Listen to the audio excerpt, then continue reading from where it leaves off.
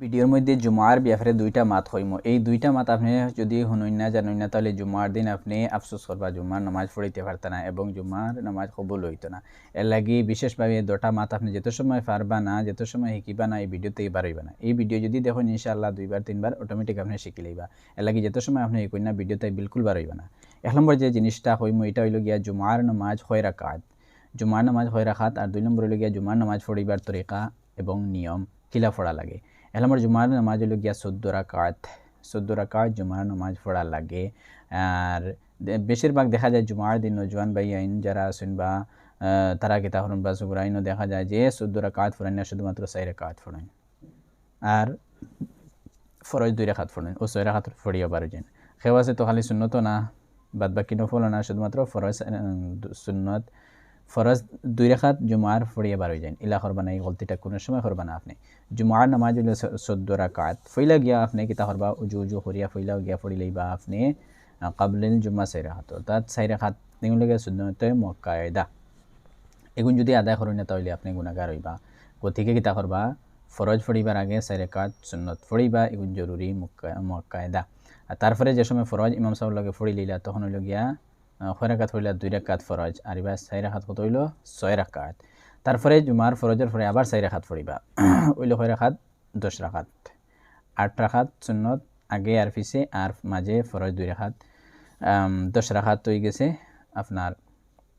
তারপরে কিতা করবা, সুন্নত 2 রাকাত আবার, তখন হইল গিয়া 12 রাকাত। তারপরে নফল 2 রাকাত, হইল গিয়া 14 রাকাত নামাজ। এই 14 রাকাত পড়া ছাড়া আপনার কোনো উপায় নাই। এগুলো 14 রাকাত জুমার দিন পড়িবা। আর যদি ফাউরি লাইন এখান তো জুমার দিন আবার এই ভিডিও এর লাগে 2 দিন আগে এই ভিডিও আপলোড করার অর্থ হইল কথা যে জুমার দিন আপনি বারবার শুনিয়া এই ভিডিও থেকে আপনি শিখে লইতে জুমার নামাজ কত রাকাত 14 রাকাত। 1 নম্বর হইল গিয়া সুন্নত 4 রাকাত, তারপরে ফরজ 2 রাকাত, আবার সুন্নত 4 রাকাত, আবার নফল 2 রাকাত, অর্থাৎ সুন্নত 2 রাকাত আবার নফল 2 রাকাত, এই লগিয়া 14 রাকাত। এখন ফড়িবার নিয়ম কিলা কিতা ফড়িতা এই বিষয়ে মাত 2 নম্বর মাত। আপনি ফড়িতা ওলা খাইন, যেমন ফইলা করে 4 রাকাত সুন্নতর মধ্যে রাখছেন। ফইলা যে সময় আপনি খাড়া হইলা নামাজের সাটি, অর্থাৎ আপনি যাই নামাজের যে সময় খাড়া হইলা মসজিদের সফর মধ্যে ফড়িবা ইন্নী ওয়াজ্জাহতু, এটা শুদ্ধ করে শিখিবা ইন্নী ওয়াজ্জাহতু। এবং আমার এই চ্যানেল অন্য ভিডিওর মধ্যে আপনি পাইবা ইন্নী ওয়াজ্জাহতু শুদ্ধভাবে হইয়া দেওয়া আছে ইনশাআল্লাহ। প্রথমে ফড়িবা আপনি ইন্নী ওয়াজ্জাহতু, তারপরে নিয়ত করবা আমি 4 রাকাত সুন্নতে মুআক্কাদা পড়িতাম জুমার, কিবলার দিকে মুখ করিয়া, হইলে হইব না হইলে হইব আল্লাহু আকবার হইয়া তারিমা বান্ধি বাংলা নিয়ত হইবা। গেছে ভিডিওর মধ্যে কইছি আপনারা যে দিলর চাহিদা ইরাদার নাম হইল গিয়া যে নিয়ত। আপনি নিয়ত করিলে যে 4 রাকাত আমি সুন্নত পড়িয়ার মুআক্কাদা জুমার পড়িলা, পড়ার পরে তারিমা বান্ধিলা আল্লাহু আকবার, তারপরে সানা পড়িবা সুবহানাকা পড়িবা, পড়ার পরে আউযু বিল্লাহ বিসমিল্লাহ পড়িবা, পড়ার পরে তারপরে পড়িবা হামদু সূরা ফাতিহা আর কি আলহামদুলিল্লাহি রাব্বিল আলামিন থেকে লইয়া গায়রিল মাগদুবি আলাইহিম ওয়ালাদ দাল্লিন আমিন মনে মনে হইবা। এই পড়ি লইলা সূরা ফাতিহা, তারপরে অন্য সূরা মিলাইলা, যেমন আলাম তারা মিলাইলা। আলাম তারা পড়িলা, পড়ার পরে আপনি আল্লাহু আকবার হইয়া রুকুর মধ্যে যাইবা। রুকুর মধ্যে গিয়া রুকুর যে তাসবিহ আছে এটা পড়িবা, তারপরে সামি আল্লাহু লিমান হামিদা হইয়া খাড়া হইবা সামি আল্লাহু লিমান হামিদা, তারপরে মনে মনে রাব্বানা ওয়ালাকাল হামদ হামদান কাসীরান তাইয়িবান মুবারাকান ফিহি এটা পড়িলে হইব। আর রব্বানা ওয়ালাকাল হামদ পড়িলে হইব। তারপরে কি তারপর সিজদার মধ্যে যাইবা, সিজদার মধ্যে গিয়া 3 বার সিজদার যে তাসবিহ আছে ওটা পড়িবা, তসবিহটা পড়িবা 3 বার। এটা জানুন না, যদি কমেন্ট হইবা ইনশাআল্লাহ হইয়া দেওয়া হইব। সিজদার মধ্যে গিয়ে কিতাব পড়া হয় এবং রুকুর মধ্যে গিয়ে কিতাব পড়া হয়।